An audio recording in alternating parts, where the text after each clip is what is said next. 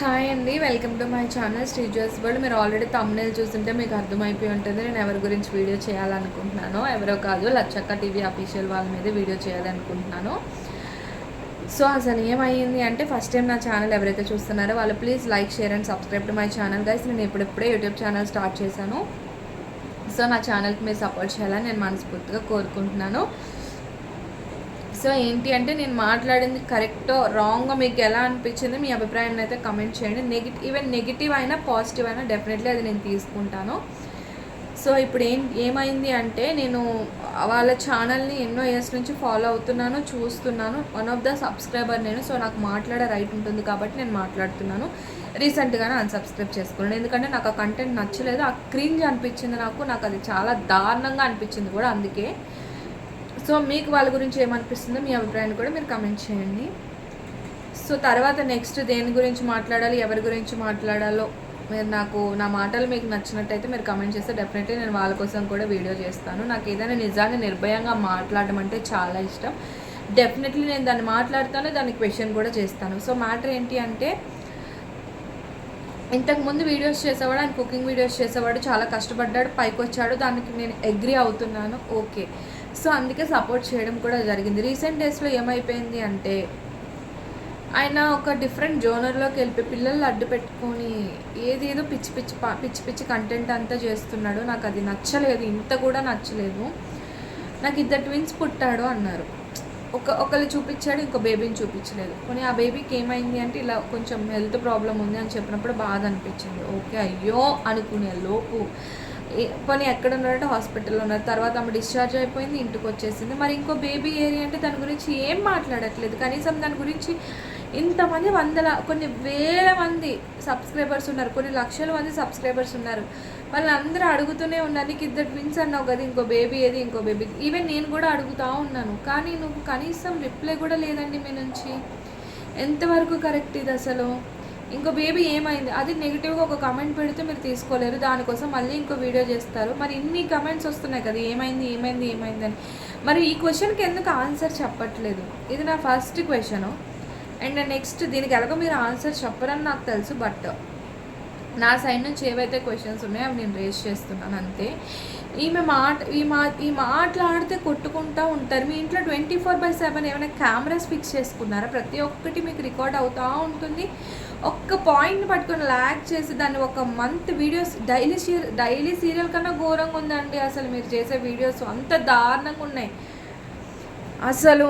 ఎంత అంటే అసలు క్రింజ్ కన్నా ఘోరంగా ఉంది అసలు. మీరు చేసేది రియలా ఫేక్ అనేది కూడా అర్థమవుతుంది. రేపు పొద్దున్న ఫ్యూచర్లో మీరు ఏదైనా వీడియో ఇలా జరుగుతుంది అని రియల్గా ఒక వీడియో చేసి పెట్టినా ఎవ్వరు నమ్మరు. అలా చేసుకుంటున్నారు మీరు అసలు. ఇప్పటికే నమ్మకాలు పోయాయి, జనాలకి విరక్తి, చిరాకు అన్నీ వచ్చేసాయి.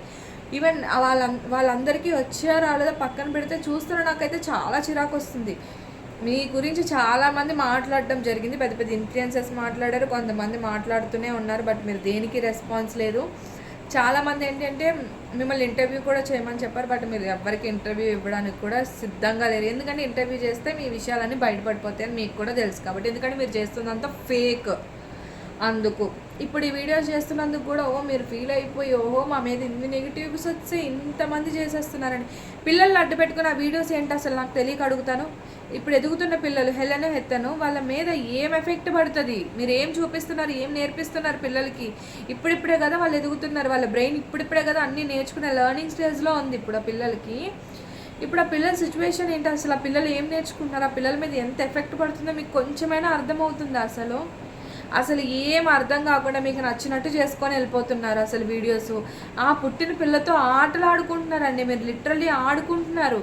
ఏమన్నా అంటే పిల్లని తీసుకొని ఆమె వెళ్ళిపోతుంది, నువ్వు వెళ్ళిపోతావు, పిల్లడికి బ్లడ్ పడుతుంది అంటారు. బ్లడ్ పడుతుంటే ఫస్ట్ హాస్పిటల్కి తీసుకెళ్ళి ఎలా ఉంది ఏంటి సిచ్యువేషన్ చూసుకొని తర్వాత వీడియోలు చేసుకోండి. అంతేకాని పిల్లోడిని తీసుకొని వెళ్ళారు, ఇంకా రాలేదని ఈమె ఒక వీడియో పెడుతుంది, ఈయన ఇంటికి వచ్చి నా పిల్లోడిని ముట్టుకోవద్దని ఈయన ఒక వీడియో పెడతాడు.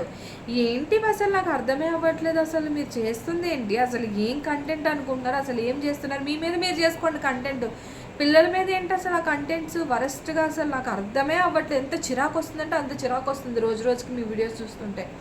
మీరు అనుకోవచ్చు చూడడం ఇష్టం లేకపోతే చూడకండి అని చెప్పి, మీరు డైరెక్ట్ పబ్లిక్లో అప్లోడ్ చేస్తుంటే చూడకుండా ఎలా ఉంటాం? మీరు స్క్రోల్ చేస్తుంటే మాకు మీ వీడియోలో వస్తున్నాయి. మరి తప్పకుండా మీరు వీడియోలు పెడుతున్నంతసేపు క్వశ్చన్ చేసే హక్కు మాకు ఉంటుంది. ఖచ్చితంగా క్వశ్చన్ చేస్తాము. మేము ఎలా క్వశ్చన్ చేస్తారో మీరు అలానే ఆన్సర్ చెప్పండి. అంతేగాని నెగిటివ్ చేస్తున్నారు, అది చేస్తున్నారు, ఇది చేస్తున్నారు. మీరు మిమ్మల్ని ఎవ్వరు నెగిటివ్ చేయట్లేదు, మీరే నెగిటివ్ అవుతున్నారు. మీరు చేసే వీడియోసే దానికి కారణం. ఫస్ట్ పిల్లల హెల్త్ చూసుకోండి, వాళ్ళ లైఫ్ చూసుకోండి, వాళ్ళ భవిష్యత్తు చేసుకోండి. మరి డబ్బుల కోసం పిల్లలు అడ్డు పెట్టుకొని ఇలా చేయడం అయితే అస్సలు కరెక్టే కానే కాదు అసలు. నాకైతే ఎంత చిరాకు అంటే అంత చిరాకు వస్తుంది. అందుకే మాట్లాడాలని దీని గురించి నేను మాట్లాడాను.